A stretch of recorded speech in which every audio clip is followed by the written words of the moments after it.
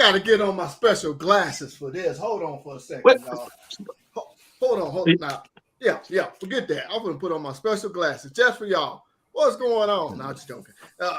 Anyway, y'all know I have my normal tag team partner with me, Cedric and Mr. Joey. But as y'all see, we have two guests joining us today. Who was down there in that Bret the Hitman shirt that want to introduce themselves? Tony Thorpe, originally from Vancouver, now in Halifax, next to my buddy Jason. Oh, shucks you now. Wait, that leads into our next person. Who else do we have joining us today? Jason Davis, also from Canada, from Halifax, Nova Scotia. And happy to be here. Thanks for having us.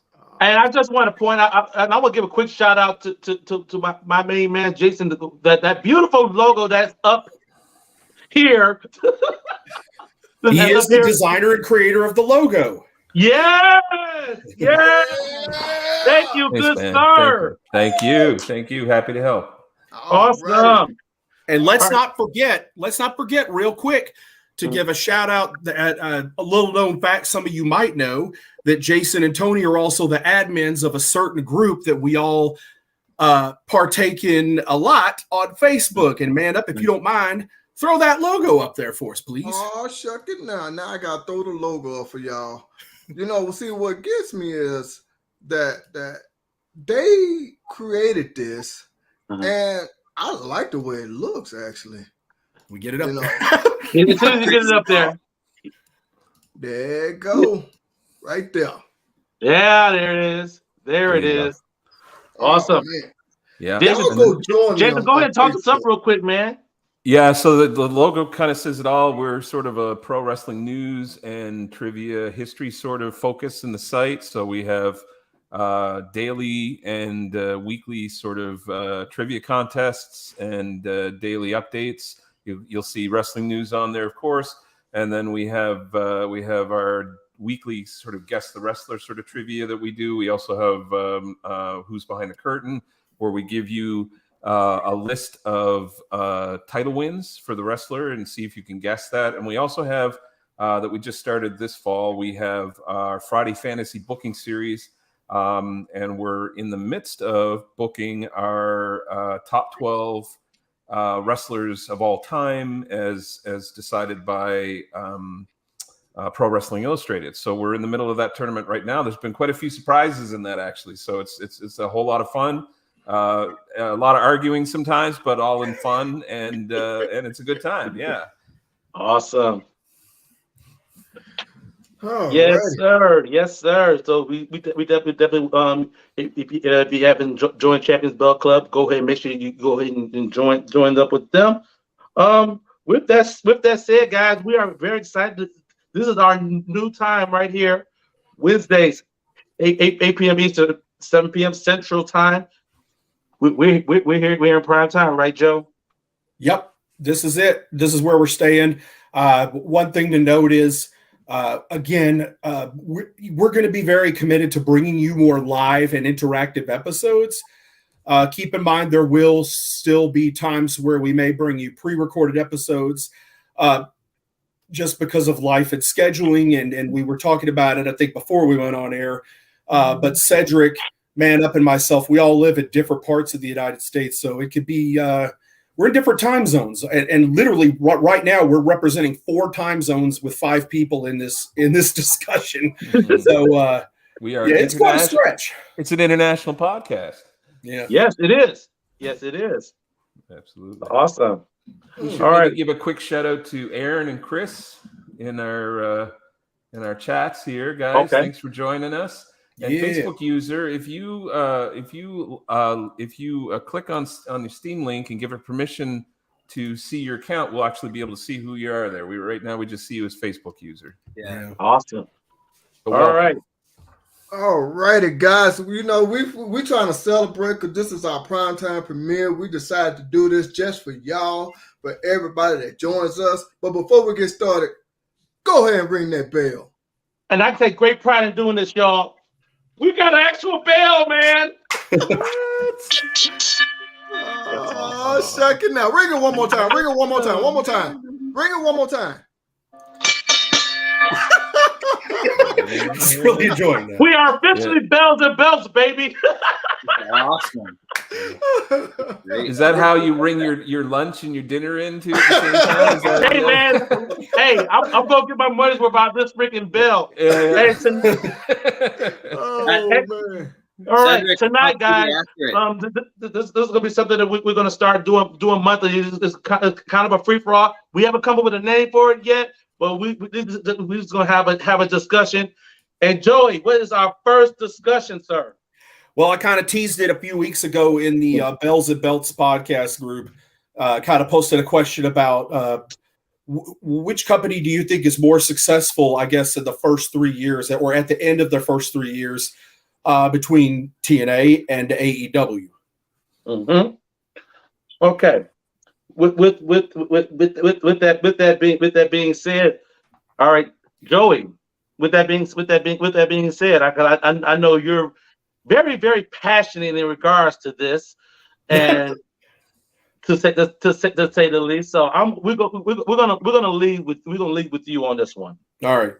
Well, I mean, I propose this because I feel like I guess I know a lot more about TNA's origins than I do about AEW, other than what's been made public, with the transition and success of the Young Bucks and Kenny Omega as the Elite, along with some of the other cast members from being the Elite, and that YouTube show and their following success in Ring of Honor and New Japan, translating over to an entire brand new major wrestling promotion. But for me, I guess I know more about TNA just because I was working for the NWA at the time, a lot with Bill Behrens, who was the primary talent booker and manager for NWA TNA when it first started out. They were pulling a lot of talent from the NWA, the better, more established NWA member territories, NWA Wildside, of course, which is Bill Behrens' company, where you had guys like AJ Styles, Ron the Truth Killings, etc. A host of other talent that NWA TNA used. I mean, it's two different stories, but it's an interesting thought because on one hand you have TNA that really came out of the ashes of WCW and Bob Ryder and Jeff and Jerry Jarrett kind of coming together with the National Wrestling Alliance to come out with something suitable to kind of come behind it and be an alternative to WWE. And then you have many years later, AEW again coming out of the success of being the Elite show. Yeah.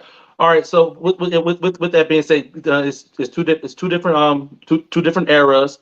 Two different going, but both of them have similarly they both have the same thing as being an alternative or / competition to WWE.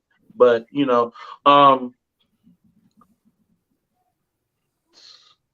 what I want to say. Jay, I'm gonna throw it to Jason. When you think in regards to the beginnings of TNA and AEW on that front, give us your take on how both of those companies started. I think there's two things that you kind of have to consider in the conversation when you're sort of pitting these two companies against each other, comparing them against each other. Because the landscape is very different with the startings of TNA and the startings of AEW. So two things to consider. WCW had just folded when TNA was sort of blooming, when Jerry Jarrett and Jeff Jarrett and the various partners decided to go forward with that idea. So why I say that and why I bring that up is because there was suddenly a whole lot of TV experienced talent that was available on the landscape of wrestling. And that, I think, is something you have to kind of consider and take into consideration when you're comparing the product, because wrestling in front of a crowd live and wrestling in front of a TV audience and knowing where to be and when to be at what time, where to look, how to present the product is a very different skill set. And it takes time to sort of figure that out. And I think TNA maybe had a bit of an advantage at the beginning of it because there was more of that experienced talent available to choose from. The other thing that you have to also take into consideration is that AEW, just after it started, ran smack dab into COVID and the global pandemic hit. And I think that certainly was a factor in its trajectory at the beginning.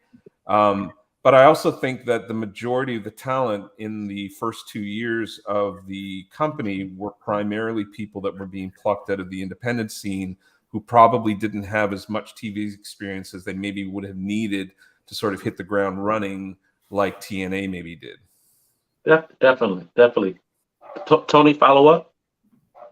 How do I follow that up? Jason's like a wealth of knowledge, and he does everything on our page. But no, I think for me, it was just a nice alternative. I heard about AEW sort of right away, where TNA I didn't know really much about, because I was a WWF guy from '83. I never even watched. You guys, this will blow your minds. I never watched WCW. I never wanted to. Even when Hogan and Macho Man and everyone went over there, it was more of a. Anyways, that's for another day. TNA and AEW. I do love the AEW and what they're doing. I do like how they, like Jason mentioned, picked up a lot of the indie guys in the first 2 years. They've developed some nice talent. TNA I never really watched until it was more established, so it's hard for me to compare. No worries. Well, I guess we're gonna have a little bit of a history lesson. Joey, starting out in June of 2002. For those who are uninitiated, talk us through their presentation and how they got themselves out there. Well, yeah. So the one thing I will give TNA as opposed to an AEW. This is not me just taking shots at them, but I really think NWA TNA from the beginning wanted to be something very different. Right. It was presented completely different. Now, it took time for them to get the look we know, like with the 6-sided ring and everything that they would become known for until the Hogan Bischoff era. But yeah, I mean. And with all due respect to AEW having COVID having issues with COVID, TNA had a lot of roadblocks to go up against. The Turner networks were the reason WCW went under like it did, because people always make the statement that WWE bought WCW. They didn't. They just bought the name and certain contracts out and the tape library.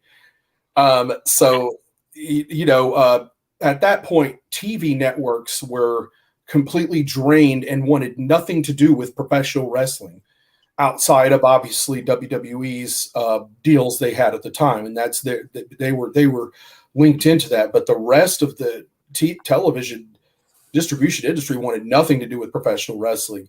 And so at that time, they kind of utilized the Paul Heyman route to pay-per-view, the in-demand route, which is where they came up with the idea for the weekly pay-per-views, which was the brainchild, of course, of Bob Ryder. And then that was kind of the unique thing.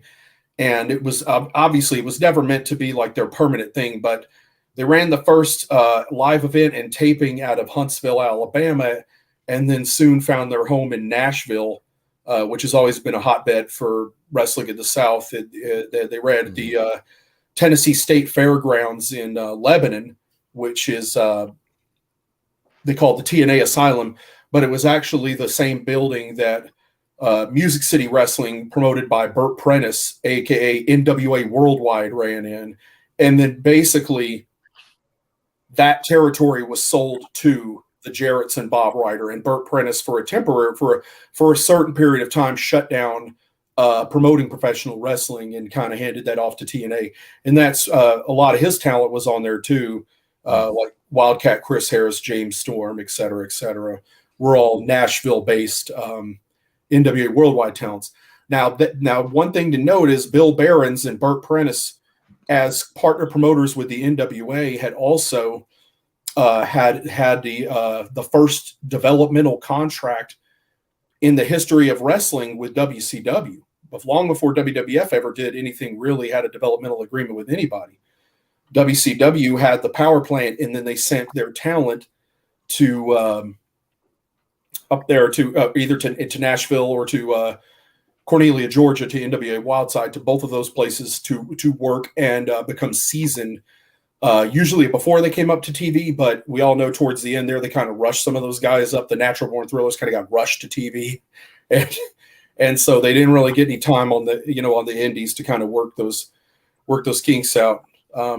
It's definitely a good point to talk about the lack of training that these guys had, but that's kind of another subject too, where Jason makes a point that a lot of these wrestlers that AEW used were not ready for television. They didn't know how to work television. Mm-hmm. I got to say, yes, that does come with experience, but it also comes down to where you got trained.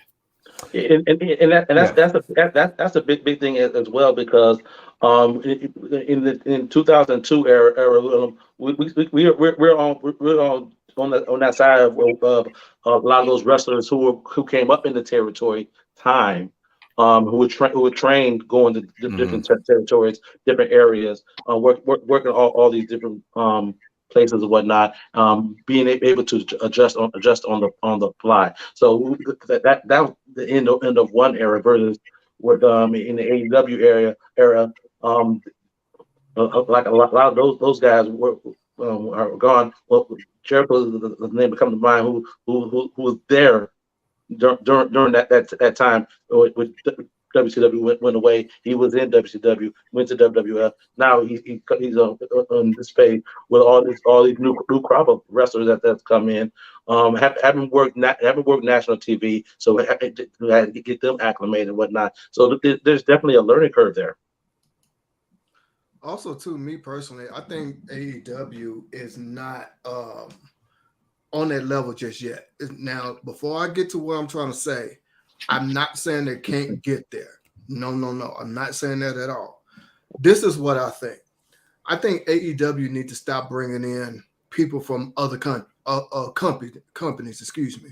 For example, like WWE, wherever they come from. Now, I'm not saying they can't go there, but as you can see, if you watch them a little bit, you can see they overloaded with too much people, too much talent. Let me phrase that differently. And when these people are not getting enough TV time, not getting enough exposure, that can cause some friction. I mean, we already see a lot of that friction backstage, and things like that as well with WWE and stuff like that. So you got to think, don't do that with AEW as well.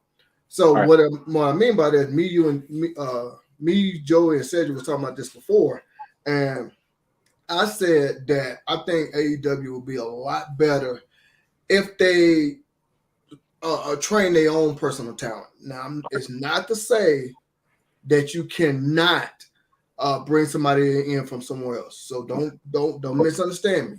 Okay. All right. So, all right. So, using what you just said. Impact TNA. They've done that.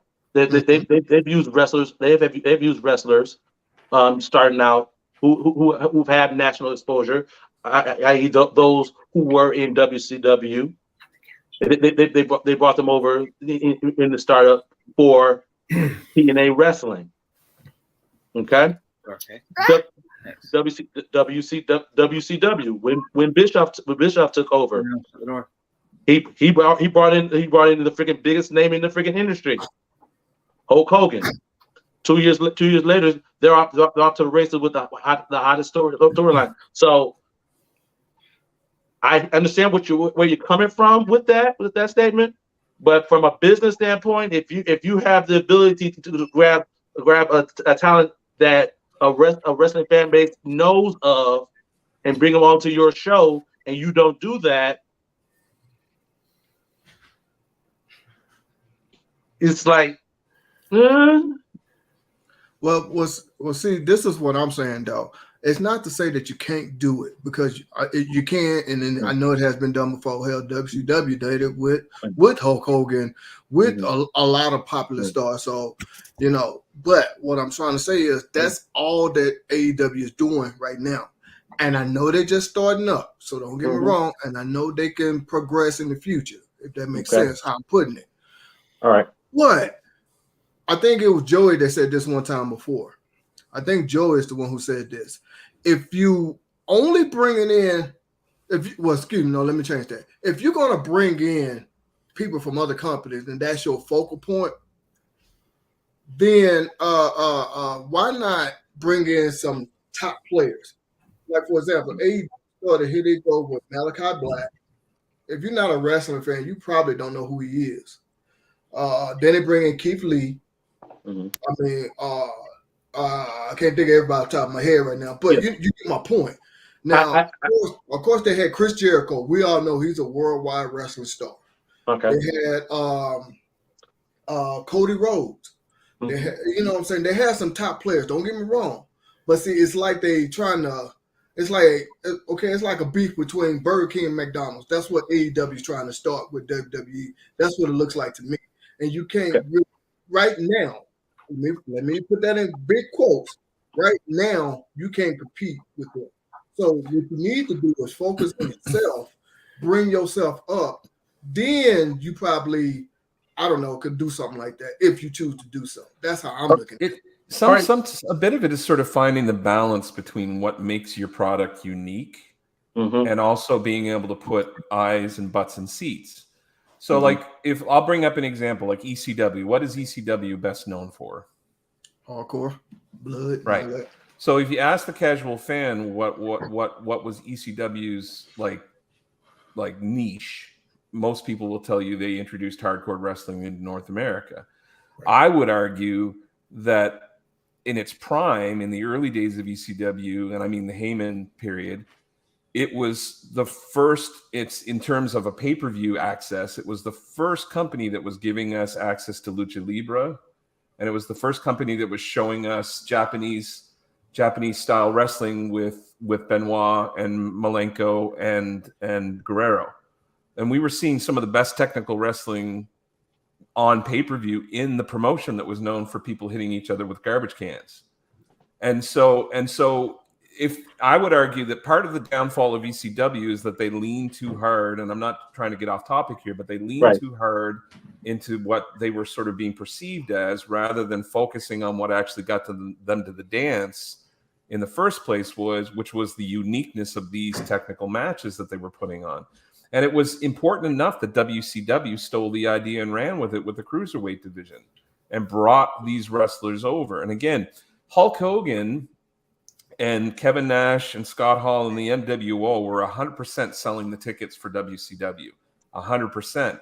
But we're not going back and looking at the finger poke of doom over and over again when we want to remember WCW. We're remembering the Booker T, Chris Benoit best of 3. We're remembering the Rey Mysterio Guerrero run. We're remembering those matches, and that was the wrestling that was that was the meat and potatoes of the company, really. The other stuff was what brought people to it, but that was the stuff that was really holding everybody's attention. TNA did a really good job early on of being unique, the different ring, the focus on the X division, and the athleticism of that. And they did bring in the names, and they did bring in the bigger names and the well-known people that could sort of put butts in seats and draw attention and put eyes on the product. But they were smart enough early on to realize that couldn't hold the audience, and that they needed to bring something else to the table. And I think where AEW has fallen is that they have brought the names in, but they've made the names the priority and the focus point, and they're not focusing on what got them to the table in the first place, which is the technical wrestling and the skill sets, essentially. You know, a question I'll ask right now is, with TNA, they introduced. I mean, yes, AJ Styles had a cup of coffee on WCW. Nobody knew him for that. Right. You know, TNA introduced us to AJ Styles, to the Fallen Angel Christopher Daniels, to America's Most Wanted, to a lot of great talent that they built into stars and that drew money for the company. Mm-hmm. I can't think of one AEW homegrown talent that they've pulled from the indies that has drawn money for them, to include their current world champion. Yeah, I thought for a little while there Darby was gonna get there. I thought, but the problem is his work's too one-dimensional. Like it's the same match over and over and over again. And Sting is essentially it felt at first as though putting him with Sting was going to benefit him, and I think it's actually hurt him more than it's helped him. Just because the majority of the focus and the way that it's booked and the way that he's booked, Sting ends up being sort of his safety net most of the time in his matches. So it actually makes him look weaker in the long run in terms of how they book him. And so that I think that sort of hurt his run. And MJF certainly is we could probably have a conversation about how he's being booked now. I think up until he got the championship, I think he was probably out of the original sort of group that they pulled in out of the indies. He's probably been the most successful. Yeah, I'll definitely say that. A lot of it I also believe is that whereas like Impact has their niche. I don't think AEW really has defined their niche. I originally thought like they were going to like really focus on the tag team. I'm looking at this comment. Fan favorite. Now I'm going on the brand a bit. Yeah, like right now, the Acclaim it's that their act is over. But it's like I would have think like it would be more of more emphasis on a tag team wrestling. There was promise there, but it's like I don't see it defining AEW as the X division did or Impact. Tony, would you agree with that or? Yep, and I'll pose this question to you because you just said the Acclaimed is over. Over with who? Their core audience. That's their core audience. Like they're not bringing any new eyes. The casual fan has no idea who the hell they are. Like they're not. You know, I get it. They're kind of a modern kind of like play on the New Age Outlaws thing, and you could definitely see Billy Gunn's influence, like being a producer and stuff like that. But at the same time, it's kind of like tag teams are only. I mean, in anybody, you're only as good as the people you're working with, right? And who are they working with? FDR is out the door. Like we get it. They're gone. Like they're leaving AEW. That's pretty clear. So it's like, what else do they have? Nobody wants to see. I think the AEW fan audience has kind of turned on the Young Bucks in a sense. I don't think they give a crap about them as much as you would think they do, because one of the things I think that's tragic about AEW is guys like that have gone away from what got them there. They're not doing the same gimmick. They're out there with Brandon Cutler spraying aerosol, and they're out there wearing Jordans, and it just like this is not what got you over in the first place. You changed it, and now it kind of stinks. Like, is anybody here interested in? Does anybody here think Brandon Cutler is talented? Like, this guy is not a job plays with the bosses. Don't raise your hand all at once now. Yeah. I mean, that act does not need him. He is a sore out there. Same thing with the Michael Nakazawa guy. It's like if I ever have to see him like reach into his tights again to play with his balls during a match, like I don't give a shit about that. It's a strange thing because I think when AEW first sort of launched, it felt to me like they were almost starting. They were borrowing heavily from New Japan when they first started. Like when you have these huge sort of like there are no independent wrestlers in New Japan. Everybody's a member of something. Your Bullet Club or your Chaos or your whatever it is. And these are 10, 12 person groups. And it felt as though at the beginning of their booking and their work, I'm talking like year one, it felt like they were almost sort of going in that direction. And they had rankings. And people were like, they were going to treat it like a sport, like sports more like it is in Japan, and less melodrama and soap opera, more rankings and legitimate sports sort of focus. And that just seemed to kind of go out the window after the first year, and everything started to refocus in a different direction. And so I think I mean, that speaks to leadership, and it speaks to sort of maybe, a lot of change ups administratively and in the office and in the producing, obviously. And that's clearly been the case with the little bit we glimmer from the backstage stuff. But I think the problem is that a lot of the independent scene prior to AEW forming was sort of built around the idea of sort of taking the piss out of pro wrestling. And sort of, it's sort of that whole sort of pop the boys sort of mentality. Like the inside jokes become the gimmick, or the locker room jokes become, and the inside jokes sort of become the priority in character direction and character development. And so you're working the audience from the dirt sheets rather than just from clear, well thought out, well sort of connected storylines and narratives. And I think like one of the biggest criticism you hear from AEW is just the complete lack of psychology in the ring, and that everything is just hit it, pop up to the next thing, hit it, pop up to the next thing, and hit it. I think about that cage match. Everybody always mentions that cage match between the Lucha Brothers and the Bucks, when the Phoenix dove off the cage and landed on his brother and the two Bucks, and the Bucks stayed on the canvas and sold the move, and his brother popped right up right after he'd landed on all three of them. And even if you're not like, a hardcore wrestling fan, you're still going to look at that and go, wait a minute, how did that hurt the two guys on the end, but it didn't hurt the guy in the middle that took the hit? And it's that lack of psychology that seems to be doing the most damage to people's investment. Maybe that's the right word. Yeah. And a lot of that could be attributed to like I was saying is that generational gap in regards to when Impact started, but it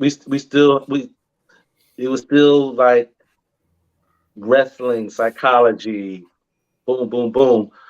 Versus 20 years later, we have AEW, and a lot of the stuff that we're seeing on the indies is translating to the national scene on TNT, and it's like those who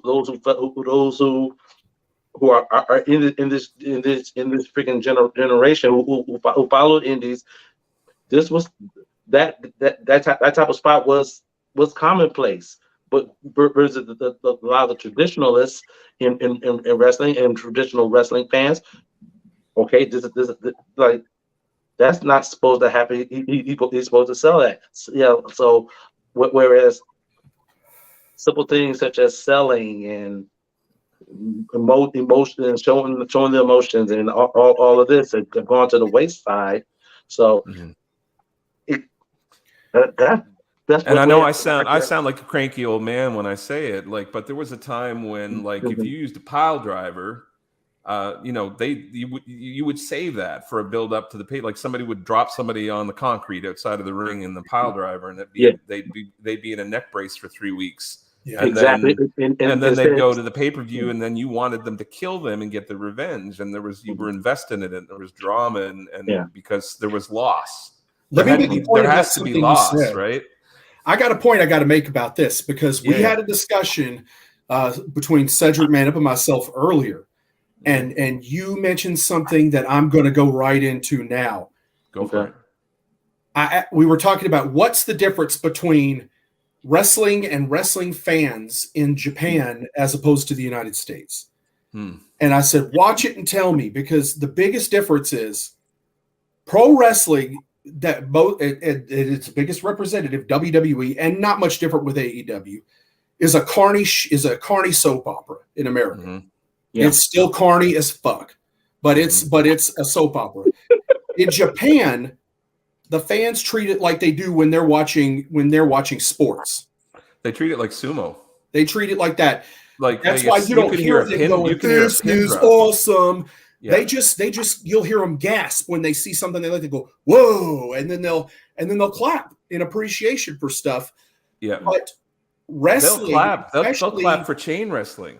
Yeah, they'll clap for like the stuff that everybody else is going boring, right? Because they're like they're transitioning from one set to the next set to the next set, and they're over there going, "Woo!" Like they're. Well, let's go back to 1972, because when All Japan Wrestling and some of the older Japanese wrestling companies were started up, they were very much just being American wrestling over there. Antonio Inoki changed everything. Inoki saw it as a combat sport. And so when he founded New Japan Pro Wrestling, he founded what we call strong style, right? Like very physical combat, coming off as a combative sport-based professional wrestling, very tough, very stiff. And they did a similar thing in certain territories, like, for a while, in the Mid-Atlantic territory, it was very snug. Georgia was very snug. Certain areas were, unless on the Northeast United States, the McMahon territory was very much still just the cigar smoking, I don't know, carny bullshit. But but New Japan is like it is still to this day, because it's very much presented like a sport. And this is the point I was trying to make, why they don't give a shit about Sasha Banks. Because there is nobody watching New Japan Pro Wrestling who respects Sasha Banks as a legit athlete and wrestler. Yeah. She doesn't know I've watched her put a fucking rear chin hold on somebody and she didn't have her knee in their back. Her knee's just off to the side. How do you make it through wrestling school and not know that? Well, I always ask this question. Whenever somebody says, who do you consider to be great technical wrestlers? I always ask the question, what do you mean technical? Do you mean technical like they chain wrestle and they throw a whole lot of move sets together? Or do you mean somebody that can sell something and make it look good? Because it's not the same. It's not the same thing. When the boys say Brett's one of the best technical wrestlers in the world, they don't mean Brett can chain wrestle. They mean that when Brett throws a punch, it looks like he's killing you. They mean that when he works a body part and he uses psychology to build up to the figure four, by the time he slaps that on, or not the sharpshooter, you believe that he's tearing your knee out. Yeah. That when you look back, and I'm probably going to get a lot of heat for this, but like when you compare like the Shawn Michaels to the Bret Hart era in the WWF, when you go back now and watch Bret stuff and you watch Shawn stuff, and I'm not just saying this because I'm Canadian, it's just fact. When you go back and look at Bret's stuff, it stands up. It looks believable. Michaels was one of the greatest athletes that ever wrestled in the business of sports entertainment and wrestling, without question. But when you watch his stuff and you go back and look at it, it looks like dancing. It looks like ballet. Like when he pops somebody with a punch, it just looks like he's just kind of like pumping his arm out. Nothing looks like it's killing you. Yeah, even when he got hit though, like you'd see him, he would take a bump, and it was the way he would sell it. Sometimes was just I mean, I was obviously I'm a big Bret Hart fan, Hulk Hogan fan, but I like Shawn Michaels too. I liked he was sort of like a high flyer before it became, before anyone was really doing him. Owen Hart, Dynamite Kid, we're doing what they're all doing today, right? But he made some good points earlier too about all the high spots. Like when I was training for wrestling, and Jason, that because we went to the local indie show here, but the chain wrestling was what I wanted to learn. But you're right, like they say this is boring, and you get those. It's just all about the high spots, and that's why I think New Japan is really, like when you watch it, it's really stiff. That strong style, that's entertaining. I wouldn't want to do it. That's just me though. Well, that's why Minoru Suzuki still gets a pop every time he comes out, because people want to see him beat the shit out of somebody, because he's gonna. Yeah. Because he's a stiff. This is the guy that invented freaking mixed martial arts practically. Yeah.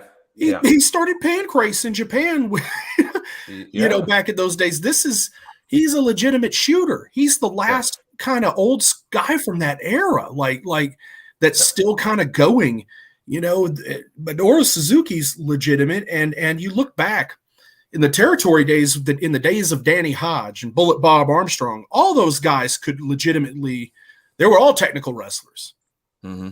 I mean, that's the way wrestling was. It was meant to look snug and real and make you hooked into it like it's you were a damn supposed fight. to go. You were supposed to go home and go like, maybe that other stuff was fake, but that guy, that guy, he was lighting him up when he hit him. Like you want to go home like going, man, I don't know, maybe that looked like it hurt. Like that's the point, and to be able to make it look snug, make it look like it's violent, make it look like it has bad intentions behind it, but let the guy go home at the end of the night and not potato the hell out of him because you can't do that 6 nights a week or 7 nights a week because your body won't hold up to that. So that pro wrestling really came out of the current. We use the word carny because pro wrestling came out of the carnivals in England, touring in England, and they used to legitimately wrestle people in the crowd, and they started realizing this is for schmucks because we're getting hurt and for no reason. Let's start putting plants in the audience and predict the outcome of these matches, and we'll still break in just as much money. And they started doing that, and that's really where pro wrestling grew out of. And the whole idea of working so you don't mess up your partner is what the whole industry was kind of built on. Mm-hmm. The whole industry was sort of built like a good worker was somebody that could get in a ring and look like they're killing somebody and barely touch them. Bret the Hitman Hart. Yeah.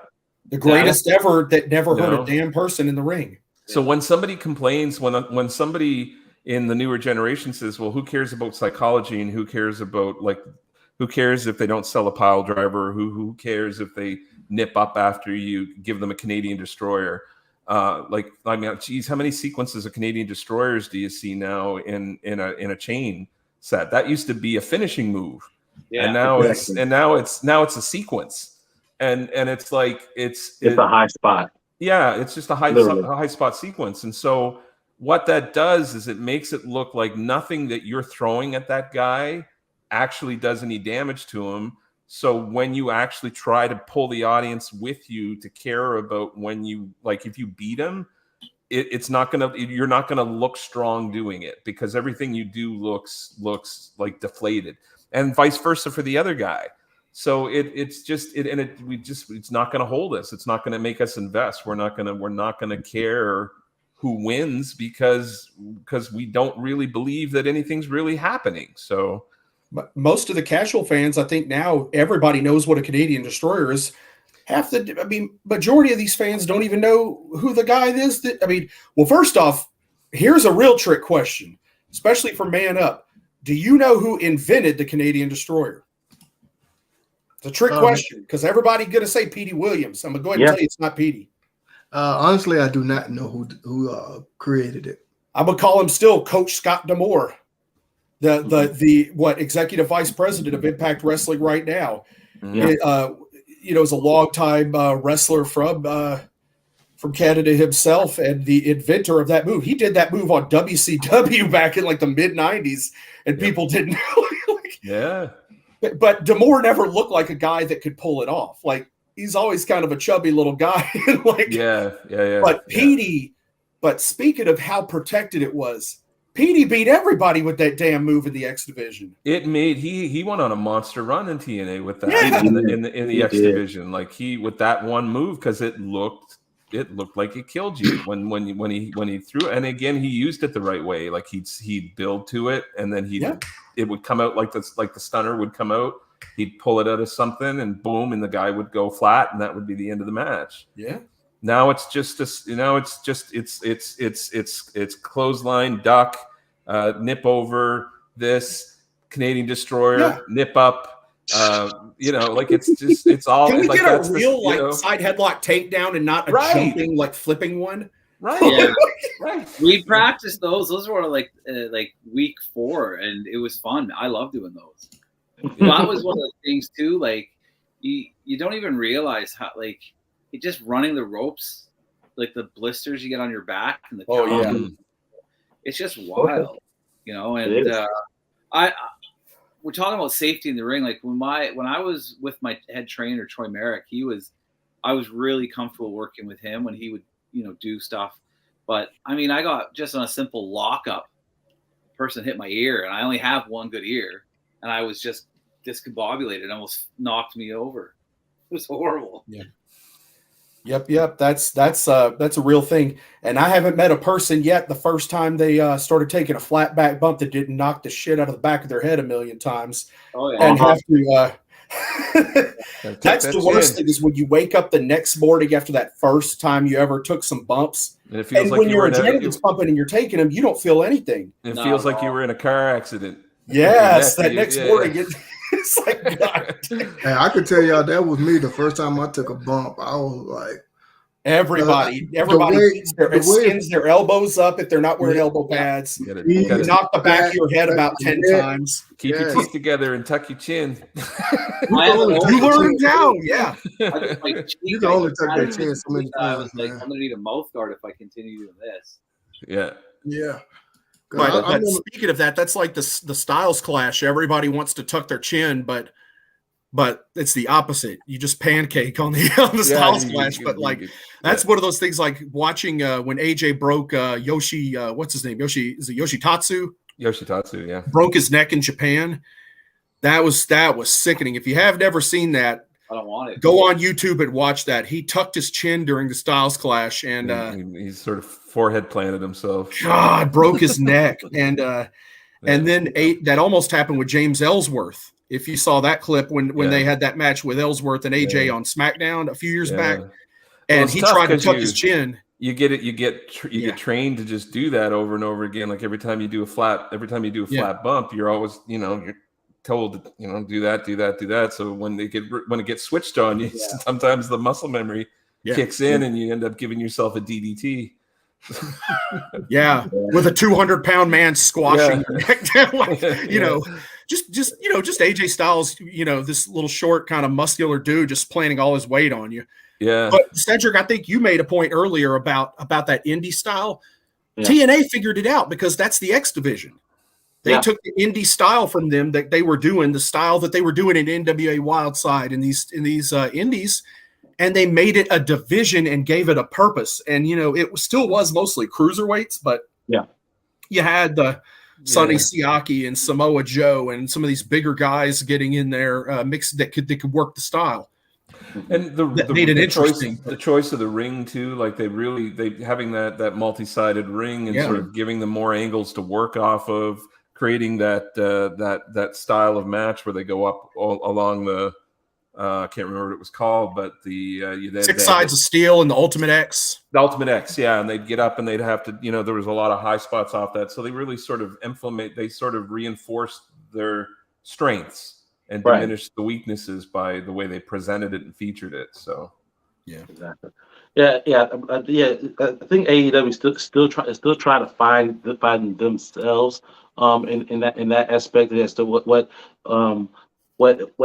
is going to truly define them, because right now they have like over 140 some people under freaking contract, but you got 3 hours of live TV a week, so something at some point got to give. Now, granted, now they said they have Ring of Honor, and they're looking at doing the TV on their Honor Club, but it's not exactly. You gotta get Honor Club to do that. So it's going to be interesting to see how they go forth doing that. So, but they should probably consider a developmental. Well, they could have used that. They could have used like the YouTube. They could have got rid of like Dark Elevation or something and made it Ring of Honor. Yep. And put it on YouTube and at least, taped it with the thing. But instead, they're trying to do something else. It doesn't make any sense. And I watched Ring of Honor for most of its existence, and most of what they're putting out there now doesn't resemble Ring of Honor. Like it doesn't feel like Ring of Honor at all. They're using a 20x20 ring instead of an 18. So they changed the ring. It's an AEW ring. And just nothing about it feels like Ring of Honor. They've really lost the identity to it. You can bring the Briscoes in there, and that's great, but they buried them for the first, for the first matches with FTR. They just kept losing until they finally just out of nowhere won the belts back this last time they wrestled. And it's kind of like, why do you do that? And now you're putting, it doesn't make sense. And it's like, I get it. You think Ring of Honor fans want Claudio as the champion? They don't.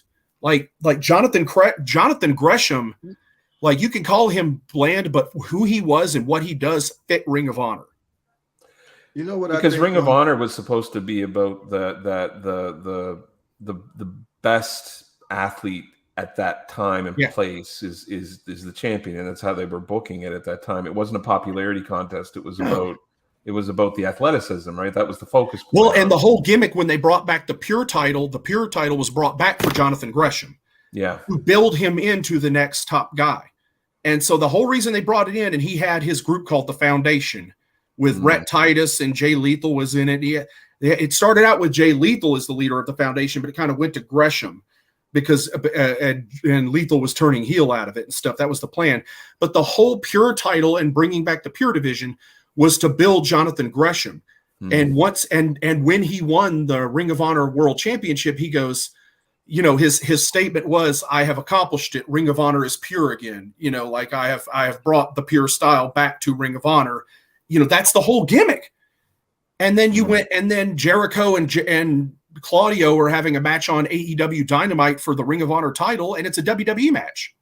Yeah. Like, there's nothing Ring of Honor about it. It's a standard WWE well, you could match. kind of see the writing on the wall when Jericho went on his tour. When he was wrestling Nick Cage, when he was wrestling Psychosis or Juventud, when he's going through that sequence of matches with wrestlers from other promotions, everything was being filtered through that AEW sort of style that they're whatever that style is which is really just diet WWF or WWE. And so it's like when people were saying, "Oh, Nick Cage is going to be on AEW and they're going to have a hardcore, they're going to have a death match." Yeah, and I'm not saying that necessarily is what they should have put on it or shouldn't have. I'm not arguing for or against the style, but you definitely didn't get what you would see at the promotions event. It was diluted for sure. Like, it was really watered down comparative to what you would normally see in that style of wrestling, because you can only get away with so much stuff on TV. I mean, it's cable TV. You can only get away with so much. So, and so it's in a way that hurts the promotion more than help it, because it just makes it look like it's half-heartedly really sort of investing in any of this stuff. It doesn't know what it is. The whole thing comes off.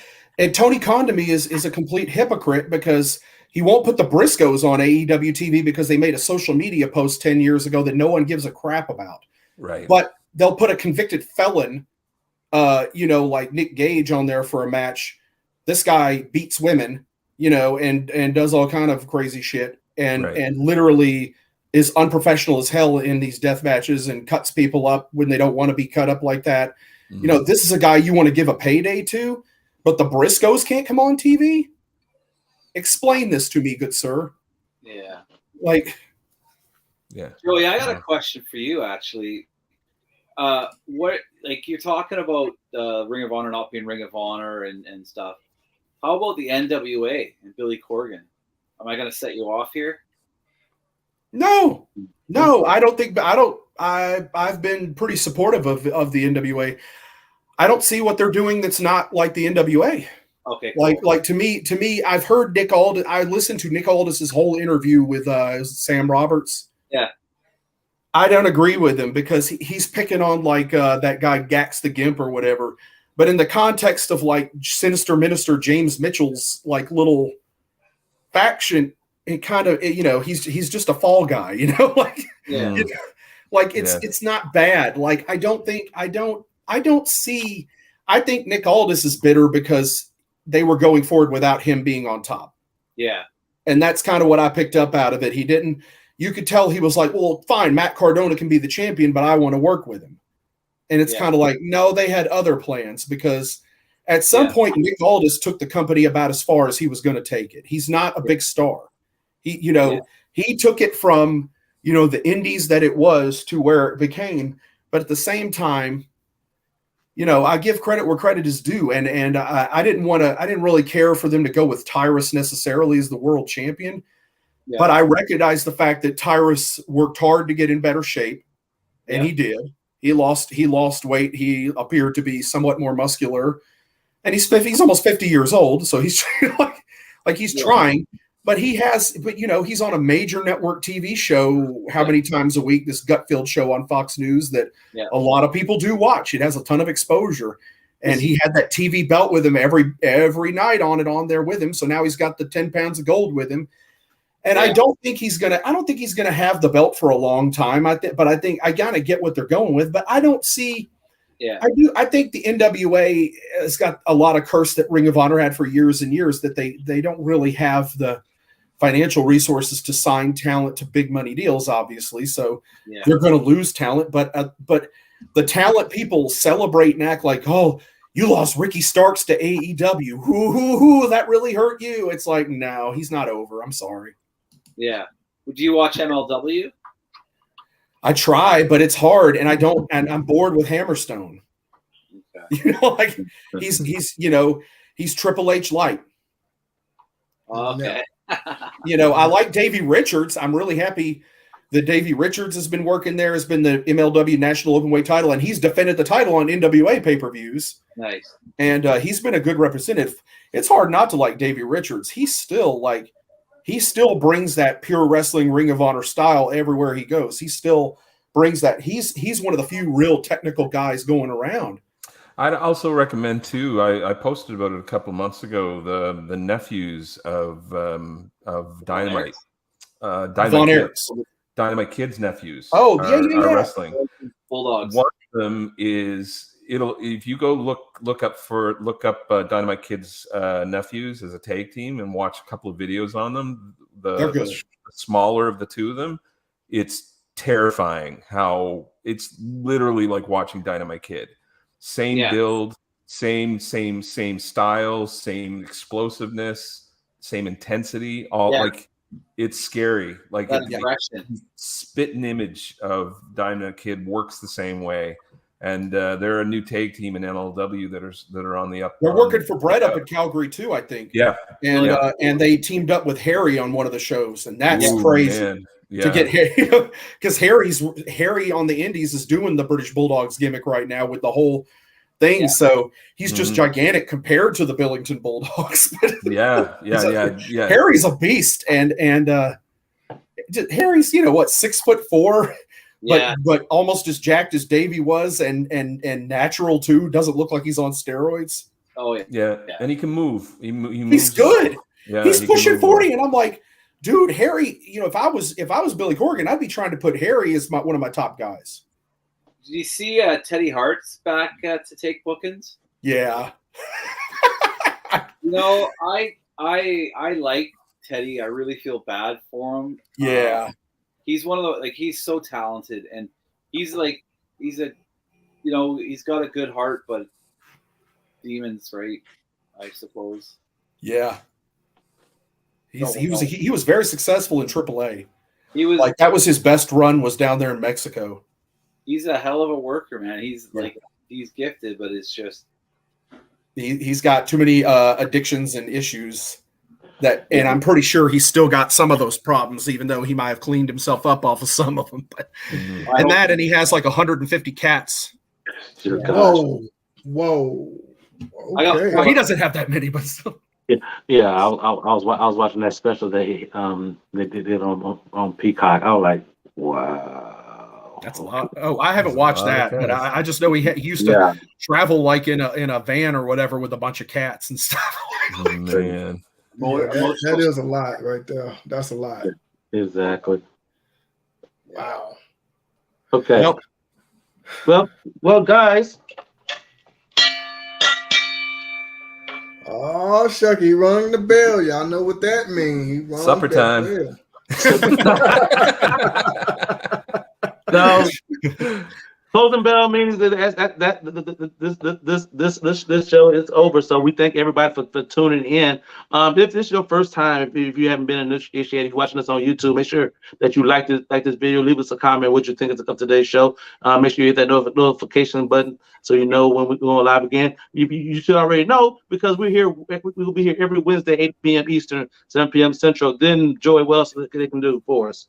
Well, we'd love it if you'd share it, to various wrestling groups, wherever, Whatever it is, share it, comment, please. The more likes and subscribes and everything we get is better. We'd love it also if you join us on Facebook. We do have a Bells and Belts podcast group. Check us out there. Please join that group and participate, because we do, like, weeks before we did this broadcast, we did make a post about, AEW versus TNA, the early years and stuff like that. And it was pretty interactive. So that was good. Yeah. And make no mistake about it, these are all just opinions of ours. So whether you think AEW or TNA was more successful, you're right. Okay. So it's okay. They're both more successful for different reasons, and I'll give them that. We agree. But please join us. And also, again, we want to thank Jason for our lovely new logo you see up in the corner. Yes. And we, again, please also join Champions Belt Club. If you're wanting to get into belt collecting, that's a good place to start to find out a lot of information. You got guys like Tony and Jason here who are seasoned belt collectors. Tony's got, 150 belts now? No. Yeah. He's got it. You got it in the 70s, right? Yeah, 72, I think. So you got some good resources if you're wanting to collect belts, or you like you talked about wrestling history, wrestling trivia, just fun. It's okay to be wrong on the trivia. It's okay. Oh, yeah. We're all wrong. Trust me. I might zing you with a gift or two, but you're absolutely allowed to be wrong. Exactly. Oh man. So yeah, please check out those groups on Facebook, and definitely check us out next week right here. Thanks for having me. Thanks, guys, for having me too. I really appreciate it. Congratulations, man. I wish you guys all the best with what you're doing. It's awesome. So yeah, I'm sure we'll do this again. Oh yeah. No doubt. Because we definitely want to get into talking about Canadian wrestling. So that's just a spoiler or something to come. Yeah. Oh man, he just spoiled it for everybody. I did. Well, it's not going to be next week, so you got to keep watching. Aaron and Chris and everybody for hanging out with us tonight. Thanks, and Antonio, thanks for hanging out with us. Yeah. Awesome. Take care, everybody. I want to say thank you to everybody for joining. We appreciate that. He rang that bell, so it's time to end the show. I hope everybody stay safe out there. Until next time, we'll see you when we see you.